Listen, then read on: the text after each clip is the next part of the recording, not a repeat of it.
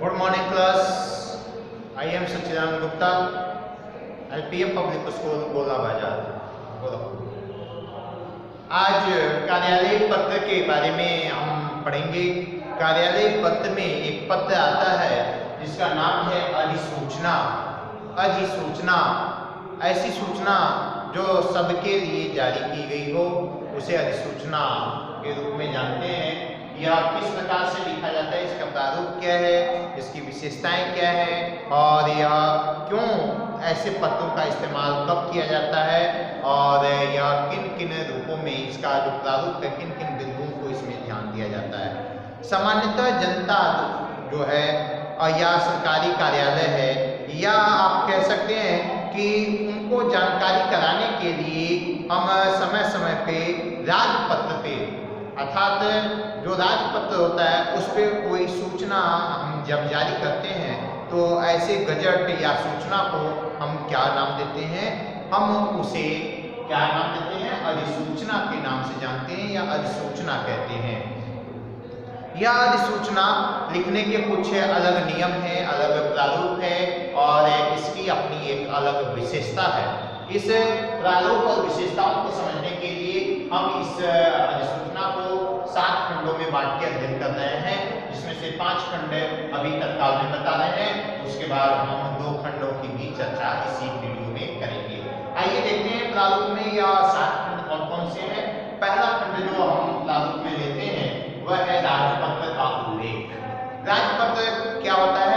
राजपत्र का उल्लेख का मतलब होता है कि जो भारतीय संविधान में जो मौलिक चीजें दी गई हैं, जो भारतीय संविधान में इंडियन कॉन्स्टिट्यूशन में जो धाराएं दी गई हैं वह यहाँ पे उल्लेख किया जाता है, उसके भाग को, उसके खंड को, जहाँ से यह जारी किया जाता है। यहाँ पे लिखा है अधिसूचना के ऊपर राजपत्र के भाग और खंड का उल्लेख किया जाता है। जो अधिसूचना होता है उसका जो पहला भाग होता है, जो पहला पार्ट होता है वह यह होता है कि हम राजपत्र का उल्लेख में क्या करते हैं, उसके भाग और खंड को क्या करते हैं, उल्लेखित करते हैं कि यह कब और कैसे है। जैसे एग्जाम्पल हमने यहाँ पे लिया है, राजपत्र के भाग 3 के खंड 2 या 3 जो भी होगा वहां पे लिख देंगे में प्रकाशन के लिए। यह इस तरह से इसका उदाहरण है और ये उसका राजपत्र का हमने उल्लेख किया है। ये राजपत्र के उल्लेख में आता है, यह उसका पहला पार्ट होता है, पहला भाग होता है। दूसरा होता है सरकार तथा मंत्रालय का नाम। जब भी कोई अधिसूचना जारी होगी तो उसमें सरकार तथा मंत्रालय का नाम का होना अति आवश्यक होता है। बगैर उसके कोई भी अधिसूचना जारी नहीं की जाती है। अब अधिसूचना को प्राप्त करने के लिए यहाँ पे हमने लिख भी दिया है, इसके बाद सरकार, मंत्रालय तथा उसके उपविभाग अगर कोई हो, अगर विभाग है मंत्रालय केवल है तब तो कोई बात नहीं, अगर उसको कोई सेकेंड पार्ट भी हो, कोई अन्य भाग भी हो, उपभाग भी हो, तो उस उपविभाग का अगर कोई विभाग हो तो उसका नाम बीचों बीच में लिख दिया जाता है। उदाहरण के लिए हमने यहाँ पे लिया है, जैसे वो यहाँ पे उदाहरण हमने लिया है भारत सरकार विधि एवं न्याय मंत्रालय। भारत सरकार तो हो गया क्या, अब इसमें क्या है, विधि मंत्रालय को हमने लिखा है विधि एवं न्याय मंत्रालय न्याय विभाग। ठीक है, यहाँ पे हमने इसका उदाहरण ले लिया है। अब आता है तीसरा जो पार्ट इसका है वह है स्थान तथा दिनांक। स्थान और दिनांक की भी चर्चा यहाँ पे की गई है, क्योंकि अधिसूचना में इसका अपना एक विशेष महत्व है और इस अधिसूचना में दिनांक का होना और स्थान का होना अति आवश्यक होता है। यहाँ पे बताया गया है। इसके बाद पृष्ठ के दाईं ओर हमें जाना होगा और कार्यालय के स्थान तथा दिनांक छापा जाता है। उदाहरण के लिए हमने यहाँ पे लिख के दिया है शास्त्री भवन नई दिल्ली, दिनांक क्या है 15 मार्च 2015। इस तरह से हमने तीसरे भाग को भी कंप्लीट किया। अब इसका चौथा पार्ट जो होता है वह है बाईं ओर क्रम संख्या का उल्लेख किया जाता है। जैसे क्रम संख्या जो भी हमने आपको क्रम संख्या लिखने की विधि बताई थी, उसके तरीके बताए थे कि अलग अलग लोग अलग अलग तरीके से क्रम संख्या लिखते हैं जो उनके विभाग में जारी होते रहते हैं। तो ये हो गया क्रम संख्या। पांचवा है मुख्य विषय के बारे में।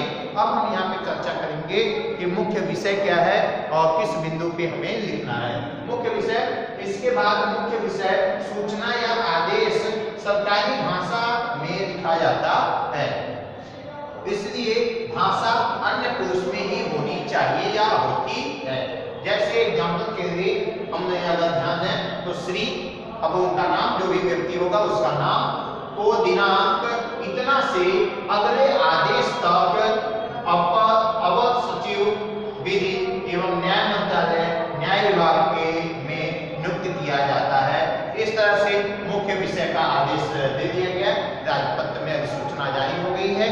और इस तरह से हमने यहाँ पे देखा कि अधिसूचना के जो मुख्य भाग हैं, राजपत्र का उल्लेख करना और भारत सरकार मंत्रालय का नाम, स्थान, दिनांक और मुख्य विषय के बारे में हमने चर्चा किया है। इस वीडियो के माध्यम से अब इसके जो अन्य दो पार्ट है, छठा, जिसमें हस्ताक्षर एवं पदनाम का उल्लेख करेंगे और उसके बाद हम मुद्रण को प्रेषण के लिए करेंगे, इसकी भी चर्चा हम इसी वीडियो में कर रहे हैं। तो हम चर्चा कर रहे थे कि जो इसका प्रारूप है अधिसूचना का, उसके 5 भागों के बारे में हमने बताया। अब हम यहाँ पे 6वां और 7वां भाग का बात हम करेंगे, जो 6वें भाग में और 7वें भाग में अंत में अधिसूचना में क्या होता है, इस पे हम चर्चा करेंगे। आइए देखते हैं, इसमें 6वें भाग में हम इसको रखेंगे हस्ताक्षर एवं पदनाम। हस्ताक्षर और पदनाम राजपत्र पे अति आवश्यक होता है, इसके बारे में भी हम चर्चा करेंगे। देखते हैं, यहाँ पे लिखा है स्पष्ट कि इसके बाद पृष्ठ के दाईं ओर, अपने पृष्ठ के दाईं ओर जाके समक्ष अधिकारी के हस्ताक्षर होते हैं, वह हस्ताक्षर व्यक्ति करता है और हस्ताक्षर के नीचे उस अधिकारी का क्या होता है, पदनाम लिखा जाता है और उस व्यक्ति के हस्ताक्षर करेगा और अपना क्या लिखेगा, पदनाम लिखेगा। जैसे उदाहरण के लिए यहाँ पे हस्ताक्षर हमने लिखा है, संयुक्त सचिव का हस्ताक्षर होगा और वह उसका पदनाम है संयुक्त सचिव भारत सरकार, ये उसका पदनाम हो गया। इस तरह से यह कंप्लीट हुआ। आगे लिखा है, यदि समक्ष अधिकारी की अनुपस्थिति में कोई अन्य अधिकारी उस अधिसूचना को जारी करता है तो यहाँ आज्ञा से लिखकर यह अधिकारी अपना पदनाम लिख देता है।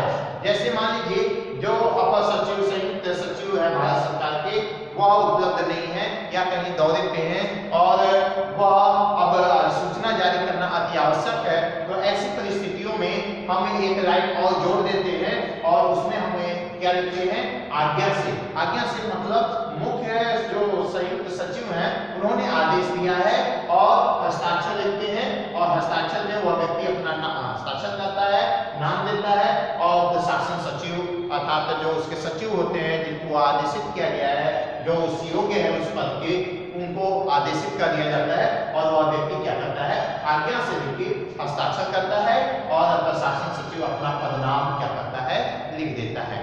ये एक अधिसूचना का प्रक्रिया हुआ। अंतिम जो प्रक्रिया है, अंतिम जो पंक्तियां हैं वह यह है मुद्रण के उपदेशक।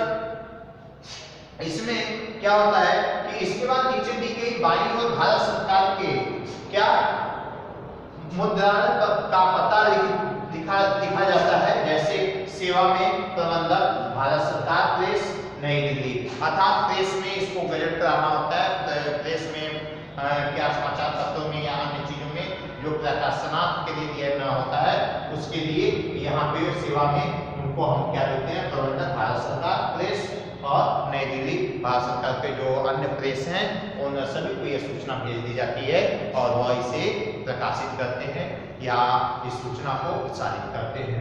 तो इस तरह से जो हमारा यह अधिसूचना था वह प्रॉपर वे में कंप्लीट हुआ।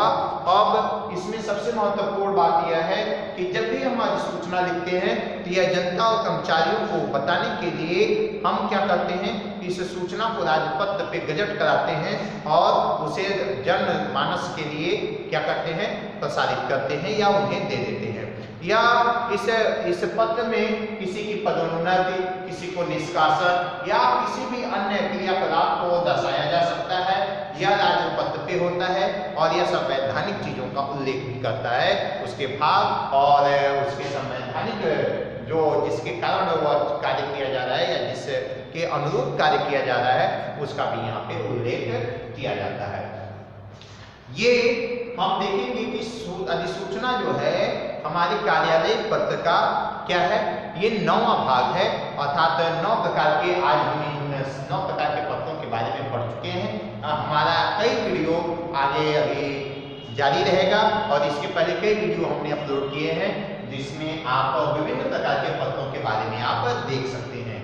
यह अधिसूचना जो है यह एक महत्वपूर्ण है और समाचार पत्रों में भी प्रकाशित होता है और इसकी जो विशेषता है वह बहुत ही महत्वपूर्ण है। इसमें विषय वस्तु के बारे में, मुख्य विषय वस्तु के बारे में भी लिखा जाता है, सारी बातें स्पष्ट होती हैं और यह पत्र जो है एक ऐसा पत्र है जो भारत सरकार या राजपत्र का मतलब ही होता है राजा का पत्र एक तरह से, तो जो सरकार द्वारा विशेष रूप से विशेष परिस्थितियों में राजपत्र को जारी किया जाता है और यह एक महत्वपूर्ण पत्र है और यह परीक्षा में पूछा भी जाता है बच्चों से। और परीक्षा में पूछने के साथ साथ बहुत सारे ऐसे प्रश्न आते हैं परीक्षा में जिसमें बच्चों को राजपत्र के बारे में, अधिसूचना के बारे में लिखने के लिए कहा जाता है। उदाहरण के लिए आपको उदाहरण भी दे देते हैं। कुछ उदाहरण ऐसे होते हैं जैसे कह देगा आपसे कि रक्षा मंत्रालय के उप सचिव को आदेश से श्री रणवीर सिंह मलिक को पदोन्नत करते हुए अधिसूचना जारी करिए। अधिसूचना लिख दिया, मतलब आपको अब क्या लिखना है, अधिसूचना लिखना है। उनको पदोन्नत किया जा रहा है, उनको आगे बढ़ाया जा रहा है। आपको राजपत्र का भाग का उल्लेख करते हुए आपको क्या करना है, पत्रों को लिखना है और उसे विस्तार से आपको अधिसूचना क्या करना है, जारी करना है। इस तरह से अधिसूचना जो है या जो पत्र है, हम अधिसूचना वाला जो पत्र है इसका पूरा विवरण हमने 7 भागों में बांट के अध्ययन किया। इस तरह से बहुत सारे उदाहरण का आप प्रयोग करके उसको अभ्यास में ला सकते हैं जिससे आप एक अच्छा अधिसूचना लिख सकेंगे, अधिसूचना पत्र को लिख सकेंगे और इस तरह से आप बोर्ड एग्जामिनेशन की परीक्षा में आप बेहतर अंक पा सकेंगे।